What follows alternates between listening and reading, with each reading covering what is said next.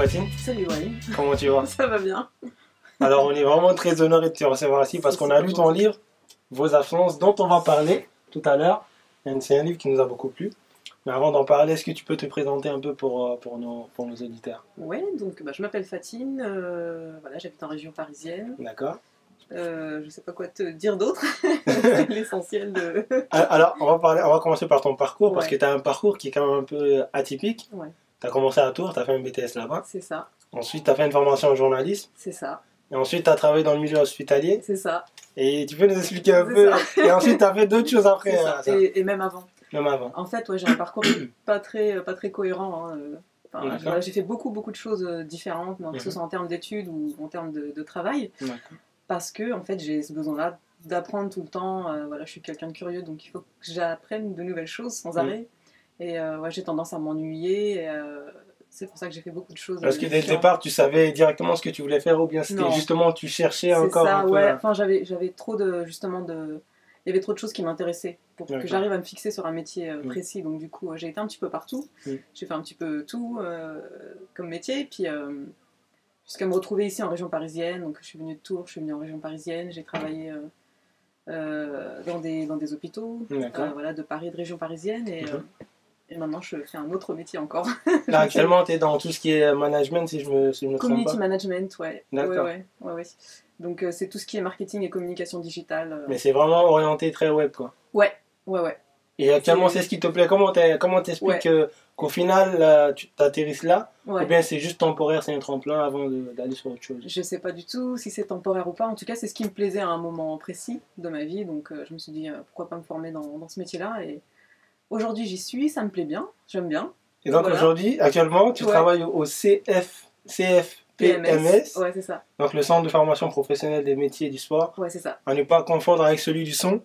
Donc, donc quel est ton rôle là-bas actuellement? Je suis community manager, donc je m'occupe de toute la communication digitale de l'entreprise. Et je suis aussi rédactrice web, donc j'écris des articles pour les blogs.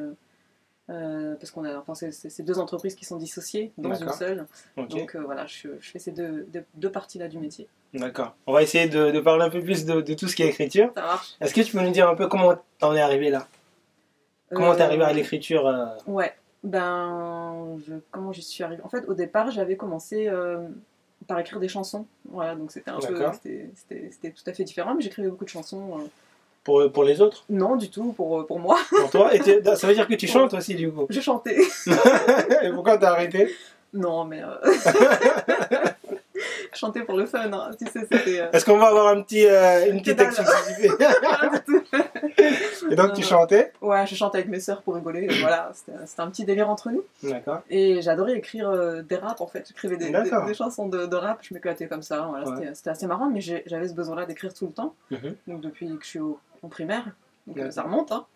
Et voilà, en fait, cette histoire-là, je l'ai écrite parce que je voulais me débarrasser d'une histoire qui traînait dans ma tête depuis Donc cette histoire, Vos absences? Ouais, c'est ça. Ça traînait vraiment dans ma tête, je voulais vraiment me faire vider l'esprit, donc j'avais besoin d'écrire. Et au début, je voulais pas l'écrire sous forme de roman, mais plutôt sous forme de scénario, en fait. Moi, je sais pas, je voyais ça comme un film. Comme un film. Ouais, parce que ça défilait dans ma tête, tu sais, un peu comme se déroule un film, et du coup... j'avais cette envie-là, mais je connaissais pas trop la procédure. Tu sais, écrire un scénario, c'est un peu technique, etc. Il y a des codes à respecter, etc. C'est ça, des codes que j'avais pas, donc je me suis dit que c'était pas très, très grave la forme que ça prenait tant que je couchais ça sur papier, donc je l'ai écrit sous forme de roman. Puis voilà. Donc l'écriture, c'est un peu un exutoire pour toi? Complètement, ouais, complètement, parce que je suis une personne introvertie, voilà, en termes de... Enfin, tout ce qui concerne... Je suis extravertie, je suis... Voilà, sociale, tout ça, mais... en termes de sentiments, tu sais... tout ce qui te concerne vraiment, quoi. Ouais, je suis pudique et introvertie là-dessus, donc c'est bien d'écrire, comme ça tu te débarrasses de plein de trucs. Est-ce que justement, c'est cette passion pour l'écriture et cette envie de s'ouvrir vers les autres d'une certaine façon qui t'a amené à Paris? J'étais Tourangelle à la base, Tourangelle, les habitants de Tours. C'est très bien, je suis fière de toi. C'est très technique. C'est ça. Non, pas vraiment. En fait, je suis arrivée à Paris parce que je commençais à m'ennuyer de Tours, voilà, je voulais voir autre chose, et puis j'avais mon frère et ma soeur qui étaient déjà sur place, donc c'était l'occasion, quoi. Et donc en avril 2016, tu sors ce roman intitulé Vos absences, c'est ça. Donc il parle de Leïla, qui est une jeune fille qui va qui va avoir un parcours assez difficile, donc elle grandit déjà dans un climat familial assez compliqué. C'est ça. Et comment l'idée de ce livre, de Leïla, l'histoire de Leïla, t'est venue? Alors, au départ, je pensais que j'écrivais cette histoire, que ça sortait de mon imagination, que je l'inventais et que voilà. C'était juste. Tu t'es rendu compte que non. Bah ouais, c'est ce que j'expliquais tout à l'heure en fait à la relecture. Bah, j'ai pris une grosse claque parce qu'en fait, tu te rends compte que ce que tu racontes, tout n'est pas forcément lié à ton imagination, qu'il y a des choses qui font écho par rapport à ton propre passé, par rapport à des moments de ta vie, etc. Tu veux dire que parfois ça vient tout seul, quoi. On s'en rend pas compte, quoi. Ouais, complètement, ouais. En fait, c'est ton inconscient qui écrit et tu sais pas ce que tu es en train de raconter, c'est des bribes de ta vie, en fait. Pas tout, hein, évidemment, c'est pas une autobiographie, hein. J'ai pas un père alcoolique, tout va bien. c'est pas ça, mais oui, il y a plein de choses après. Mais du coup, comment s'est passée la phase d'écriture? Parce qu'il faut savoir que c'est ton premier roman que tu publies. Ça s'est passé comment la phase d'écriture jusqu'à la publication? C'était très long, mais ça s'est bien passé parce qu'en fait, je prenais pas conscience de ce que j'écrivais quand je l'écrivais, donc j'avais pas de recul, quoi. Tu vois, donc ça s'est passé simplement, mais c'était un processus qui était vraiment très long. Mais à quel moment tu t'es dit, je vais écrire un livre? Parce que tu m'as dit qu'au départ, tu écrivais des chansons, et tu voulais écrire, tu le voyais sous forme de scénario. À quel moment tu t'es dit, je vais en faire un livre? Qu'est-ce qui t'a donné cette envie? C'était vraiment l'idée de raconter cette histoire. Je voulais plus la garder dans ma tête, quoi. Tu vois, j'avais trop d'histoires qui sont trop choquées dans mon esprit, et c'était un peu... comment dire, ça me prenait vraiment la tête, quoi. J'avais vraiment envie de me débarrasser de ça, et donc sous forme de scénario, comme je te disais, j'avais pas les codes, donc le roman, ça... Moi j'adore lire en fait, je lis beaucoup, très souvent, donc ça me paraissait être la meilleure option, le roman. Et parce que j'ai vu que le livre, tu le dédies à ton père, qui t'a confié un jour vouloir devenir écrivain. C'est ça, Est-ce que c'est aussi une façon pour lui d'être un peu fier de toi, de voir que tu as réalisé ce petit truc que lui a pas forcément pu faire? Sans doute, je sais pas, j'imagine que nos pères c'est un peu la même chose, hein, les Nord-Africains ou les Africains sont très pudiques, ils sont pas, comment dire, démonstratifs en termes de sentiments, etc. Donc pour un père, dire qu'il est fier de son enfant, c'est peut-être un peu compliqué pour nos pères à nous, quoi. Mais c'est pas faux. Voilà. Après, je sais pas s'il est fier ou pas, hein. Peut-être, hein, je sais pas, j'imagine. J'espère, ouais, quelque part, ouais. Mais bon, c'est un clin d'œil, parce que c'est vrai que c'est quelqu'un qui se livre pas, qui parle pas non plus beaucoup de sa vie. Et quand tu m'as dit au cours d'une conversation, que tu m'as dit qu'il rêvait d'être écrivain, ça m'a fait un choc, quoi. C'est tellement différent de ce qu'il est aujourd'hui, de son apparence, etc., que ça m'a beaucoup ému, en fait, quand tu m'as dit ça. Du coup, Et alors la famille, c'est un thème très important dans ce livre. Mais moi, ce qui m'a le plus frappé en lisant ce livre, c'est que tu as réussi à aborder plusieurs thèmes cruciaux en moins de 200 pages. Alors tu parles de la famille, des violences conjugales, tu évoques la maladie, l'alcoolémie, la scolarité, la prison, l'amitié, et tout ça en moins de 200 pages. Et ce qui est marrant, c'est que tout est lié en fait. Tous ces thèmes-là sont entreliés. Et d'abord, première question, pourquoi c'était important pour toi de parler de toutes ces choses-là de cette façon, et aussi comment on arrive à écrire, comment on arrive à parler de tout ça en moins de 200 pages, quoi. Ben, comme je te disais tout à l'heure, en fait, c'est vraiment des choses que... C'est un mélange entre des choses que j'ai vécues, des choses que j'ai vues, et un petit peu de ce que j'ai pu imaginer, tu vois. Mais vraiment, pour la plupart, c'est des trucs que j'ai vécu, tu vois. Donc, ça se lit assez naturellement, en fait. Donc, ça m'a pas paru. C'est vraiment des choses qui se sont enchaînées au cours de... C'était pas calculé de les faire tel quel, quoi. Non. C'est venu complètement naturellement, en fait.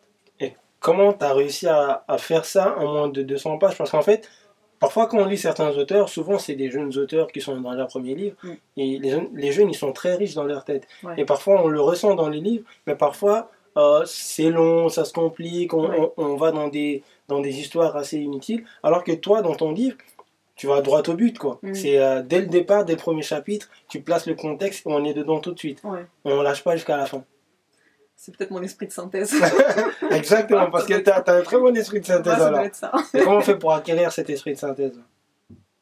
Je sais pas, je crois que je crois que je suis comme ça en fait. Je me prends pas la tête avec des détails ou Ouais. j'aime bien aller droit au but de manière générale, donc peut-être que ça s'est ressenti dans l'écriture du livre aussi. Ça se ressent J'imagine, beaucoup. ouais.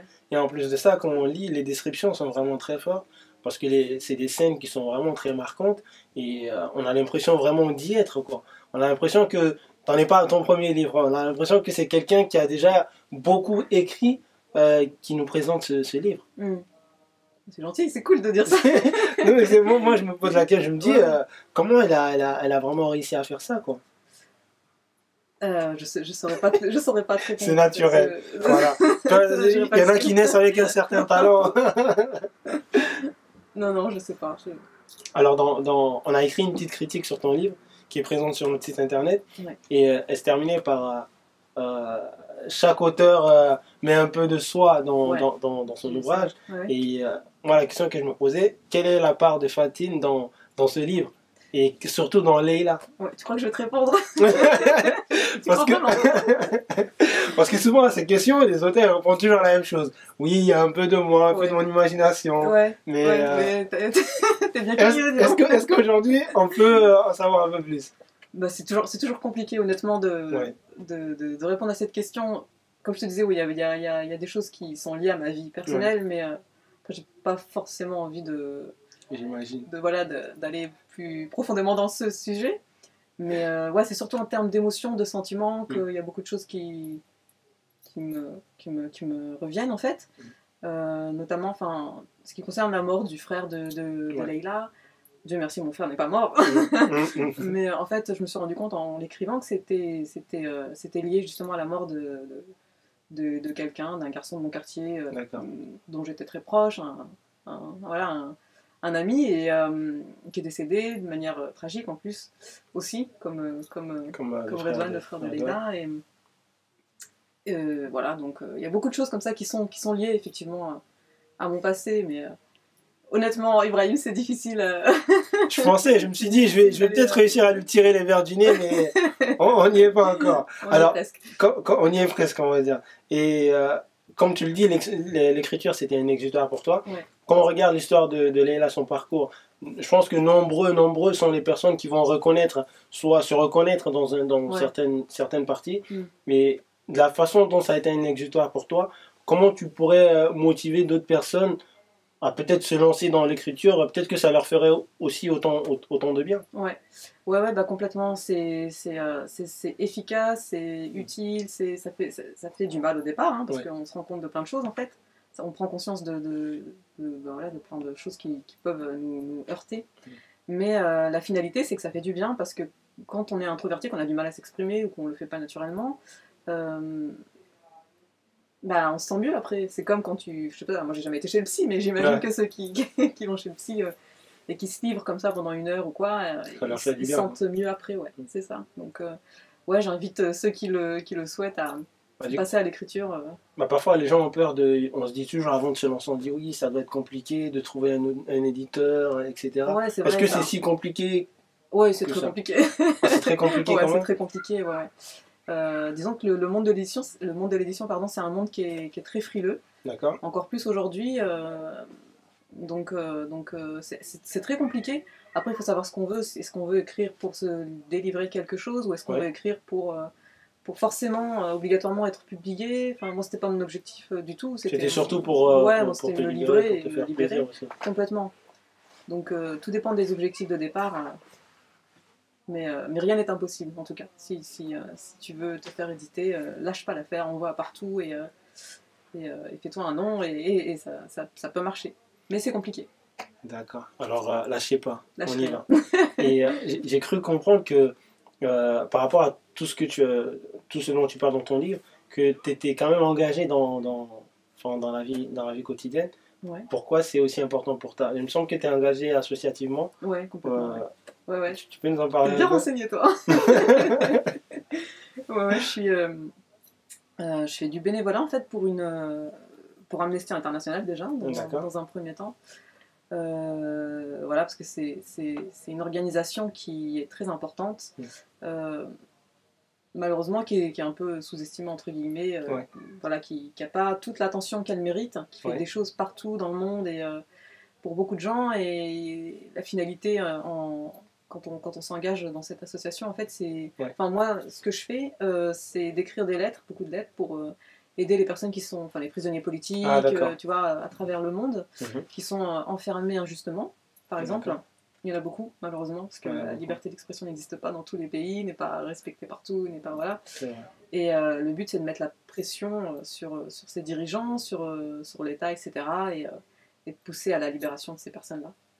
Donc voilà, et puis on fait aussi des événements dans les espaces publics pour sensibiliser les gens à Amnesty International qui s'engagent aussi de leur côté. Et pourquoi c'est si important pour toi d'avoir cet engagement? Parce que je supporte pas l'injustice, pas du tout, donc je peux pas supporter l'idée que quelqu'un soit enfermé parce qu'il a osé parler de quelque chose. Voilà, c'est ça, parler de quelque chose qui serait interdit. C'est pas possible, ça froisse mon esprit. J'ai un peu de mal en fait avec cette idée-là. J'ai du mal avec l'idée qu'on puisse enfermer quelqu'un pour des raisons autres que ce qui serait justifiable en fait. Donc voilà, j'ai besoin de... Est-ce que c'est indirectement lié au fait que ton combat contre l'injustice, c'est aussi lié un peu au personnage de Leila, j'ai l'impression? Parce que dans le livre, elle veut être avocate. Alors, les avocats, ils sont là pour défendre justement... Du coup, c'est un peu lié. J'avais pas fait le... J'avais pas dit. Mais on fait le rapport indirectement maintenant, on fait le rapport. Peut-être, oui, peut-être. Donc il y a beaucoup de toi dans Leila, en fait, quoi. Oui, tu veux que je te dise oui, il y a 2 mois dans Leila, effectivement. Enfin, ouais, j'ai des amis proches qui ont lu le bouquin et c'est vrai qu'on a eu la même réflexion que toi, de me dire, mais c'est tes expressions, mais c'est tes traits de caractère, mais c'est pas que ça non plus, mais... Oui, il y a 2 mois, il y a un petit peu de moi dans le personnage. Parce que tu as parlé de... Tout à l'heure, tu as dit que tu étais assez pudique, on va dire, tu avais peur de te livrer. Parce que le personnage de Leila, c'est exactement ça aussi. On se dit que c'est, dès le départ, on a l'impression que c'est une personne qui a du caractère, qui est plutôt très extravertie. Mais on se rend très vite compte au fil de la lecture qu'elle est très pudique, pas forcément dans le sens physique, mais plus elle ne veut pas qu'on parle d'elle en sa présence, parce que parce que ça la gêne. Parce que ça la gêne. Oui, c'est une forme de pudeur. c'est une forme de pudeur qui est très très respectable. Et est-ce que tu penses qu'il y aura une suite de vos absences? Parce que comment ça s'est terminé? C'est quelque chose qui est envisageable pour toi? J'y ai jamais pensé. Je n'y ai jamais pensé, mais je pense pas. Non, je pense que ça se termine comme ça en fait. Enfin voilà, elle rentre dans sa vie de... Elle réussit ses concours, enfin faut pas que j'en parle trop, sinon je vais donner envie de... Enfin non, je pense pas honnêtement qu'il y aura de suite. D'accord. Je pense pas. Je passerai à un autre roman. Justement, tout à l'heure, tu as dit que les projets s'entrechoquaient. Tu avais beaucoup de choses à dire. Donc, du coup, ça promet. Il y a des projets en cours actuellement? Ouais, complètement. Il y a un autre roman en cours. D'accord. Voilà, donc j'espère qu'il verra le jour pas dans 100 ans, quoi. Assez rapidement. Et puis, il y a d'autres histoires encore qui j'espère, verront le jour aussi. En gros, c'est pas les idées qui manquent, quoi. C'est juste... le temps. Le temps. C'est le temps, c'est toujours ça le problème. D'accord. Est-ce qu'un jour tu aimerais pouvoir vivre de l'écriture, ou bien toi c'est un loisir comme un autre pour toi? Je pense que j'adorerais en vivre. Je pense que ce serait le kiff total d'en vivre. Parce que c'est comme si tu vis de ta passion, c'est génial, quoi. Donc, exactement. Mais je me fais pas d'illusions là-dessus, je suis pas Amélie Nothomb, voilà. Donc, pas encore. Donc non, je pense pas qu'un jour j'en vivrai, mais tant que ça reste un plaisir, tant que ça me fait du bien, c'est tout ce que je demande, quoi, franchement. En tout cas, j'espère que pour les prochains livres, tu reviendras encore nous voir pour nous en parler. En tout cas, nous, on va te lire avec grand plaisir. Cool. Ça marche. Et Fatine, pour terminer, nous avons préparé un petit cadeau pour toi, qui se trouve juste là, c'est une petite enveloppe. Ouais.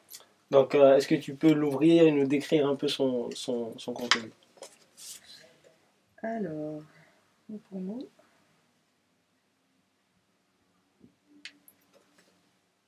Donc, mot pour mot. Qu'est-ce que ça t'inspire? La petite créature. C'est ça. Voilà. Et je regarde le petit tag. Donc le petit tag, donc un garçon, un petit jeune qui est en train d'écrire sur un mur. Ouais, c'est ça. Donc, c'est-à-dire qu'avec des mots, il guérit ses mots MAUX, hein, c'est ça, c'est un peu ça l'idée. Hein. Mot pour mot. C'est ça. C'est exactement ça en fait. Tout est dit en trois mots, quoi. Mot pour mot, c'est ça. C'est d'écrire, comme on disait tout à l'heure, permet d'aller mieux, quoi. C'est exactement pour ça qu'on t'a donné ce livre. Vous êtes grave dans le bon délire là. Parce que c'est ce qui nous inspire un peu l'histoire de ton livre, Vos absences. Donc le fait que tu aies écrit pour un peu te libérer d'une certaine chose. Et puis le fait que tu écrives tout simplement, parce que les mots, ça guérit beaucoup de choses, et puis ça peut même aider les autres, ceux qui lisent. Donc c'est très important, donc c'est pour ça qu'on t'a donné cette petite carte. C'est gentil, bien pensé, bien vu. Alors, comment on fait pour suivre ton actualité, pour voir quand est-ce que tu vas sortir d'autres livres, quand tu fais des rencontres, etc. Est-ce que tu as un site, des réseaux sociaux? Alors, tu vas trouver ça bizarre, mais j'ai pas fait de promotion là-dessus du tout par choix, parce que voilà, j'avais un peu ce côté un peu peut-être timide, je sais pas, voilà, qui fait que. Mais je vais m'y mettre, et je suis en train de créer justement mon blog. Donc, je sais pas quand est-ce qu'il sera mis à disposition. Mais j'ai un Facebook que tu as aussi, qui n'est pas encore mon Facebook pro, mais c'est pas le Facebook pro, d'accord. Ouais, qui sera utile si je sais pas si on a besoin de me joindre ou quoi que ce soit. Donc c'est Fatine, F-A-T-2-E-N. Fatine et Lasri, de toute façon on va le noter. Voilà, c'est ça. C'est ça. D'accord, ça va. Et pour l'instant c'est ce qu'il y a, et puis il y a le blog qui est en route, qui est en cours de création. Parce que moi, c'est vraiment ce que j'ai trouvé dommage quand j'ai lu ce livre. Je me suis dit que c'est un livre qui mérite vraiment d'être mis en lumière, quoi.